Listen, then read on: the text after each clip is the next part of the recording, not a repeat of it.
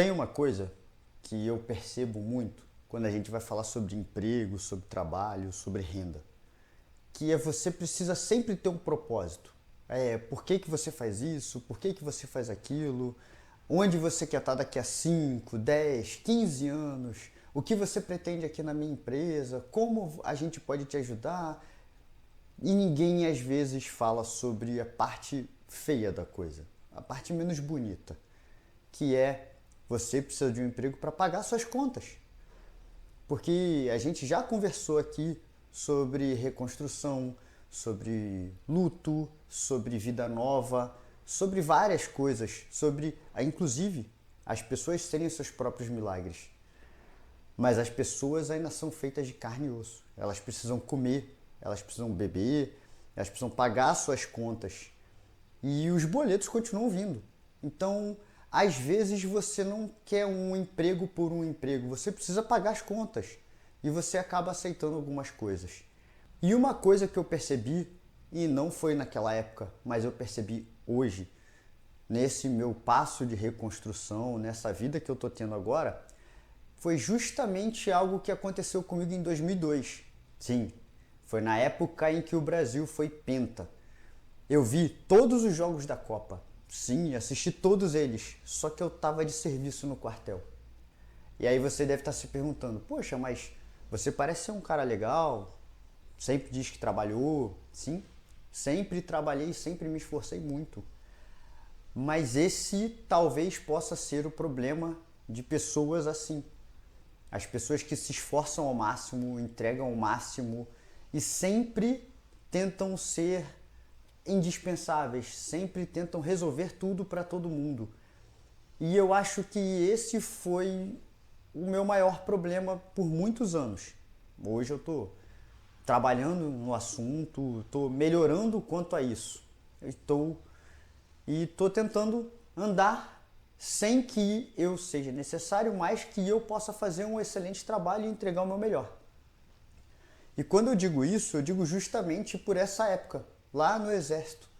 Porque o cara que não quer trabalhar, ele é irresponsável. Mas alguém tem que fazer o trabalho. O cara que enrola, o cara que inventa motivo para faltar, o cara que quer uma folga a mais. Esses caras, eles podem ser dispensados por um cara que aceita tudo. E eu aceitava tudo, eu fazia tudo, sempre da melhor forma possível, sempre ali. Isso é ruim? Não, isso é excelente.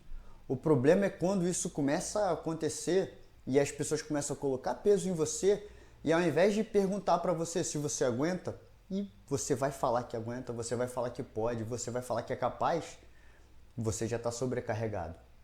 E isso eu só fui perceber agora.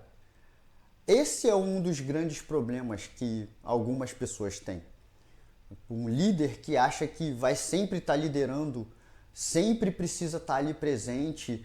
Um funcionário que acredita que ele precisa vestir a camisa o tempo todo, dentro e fora do trabalho. Ou, como foi o meu caso, lá no Exército, em 2002, a gente está agora em 2026.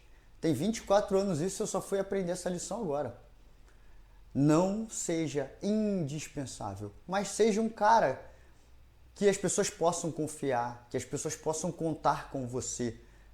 Isso é o que vai fazer a diferença. Isso é o que vai fazer com que você não seja aquele que carrega mais, aquele que é colocado como quem pode resolver sempre. Porque sempre vai ter um cliente difícil, sempre vai ter um trabalho urgente, sempre vai ter alguma coisa de última hora, sempre vai ter uma noite para virar trabalhando, principalmente na minha área.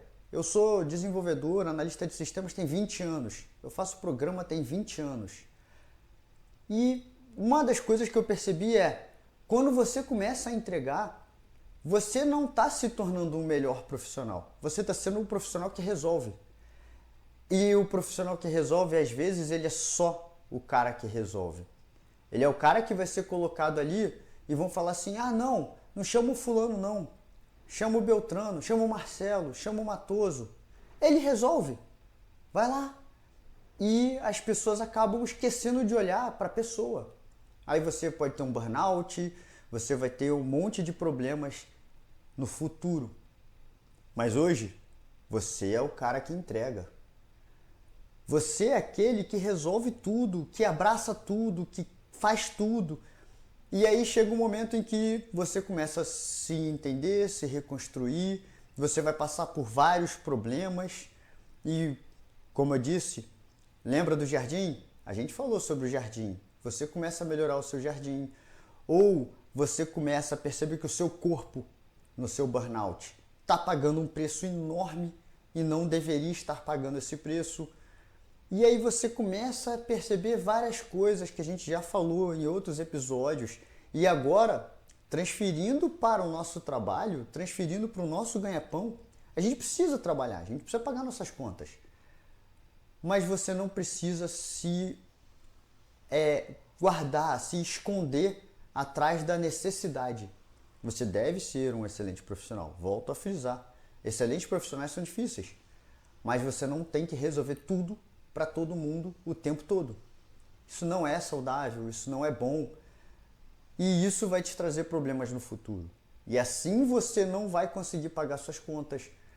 Vão acontecer outras coisas. Você pode ter um burnout. Eu já comentei sobre o assunto. 14 dias depois eu voltei e fui demitido. Olha só.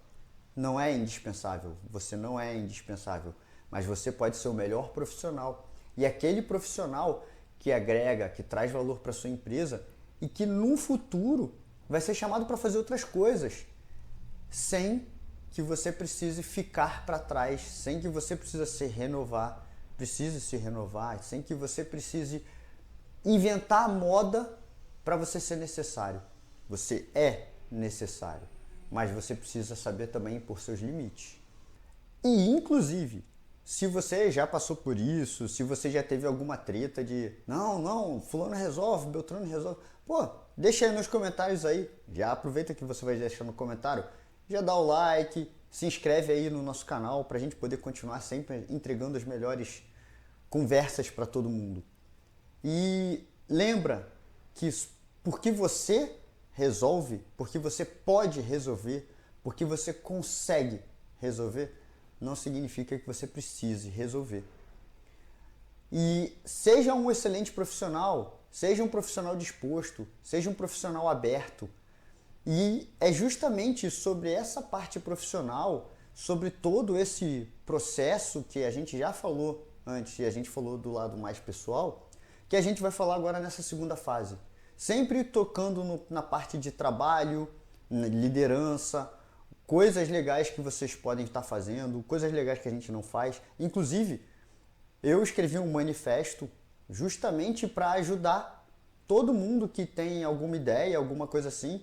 Depois eu vou colocar aqui embaixo para vocês poderem baixar o manifesto. Vou fazer um sitezinho também para que vocês possam acessar. E a gente vai colaborando, né? Não adianta eu querer fazer alguma coisa 100%, porque senão a gente já sabe o que vai acontecer. A gente vai ficar lá sobrecarregado, tentando resolver o mundo e não precisa. Quanto mais gente ajuda, mais rápido a coisa anda, mais bonito fica e mais cresce. Então, era esse o assunto que eu tinha para lidar com vocês. A gente se vê no próximo episódio e tamo junto. E até o próximo Café com Matoso.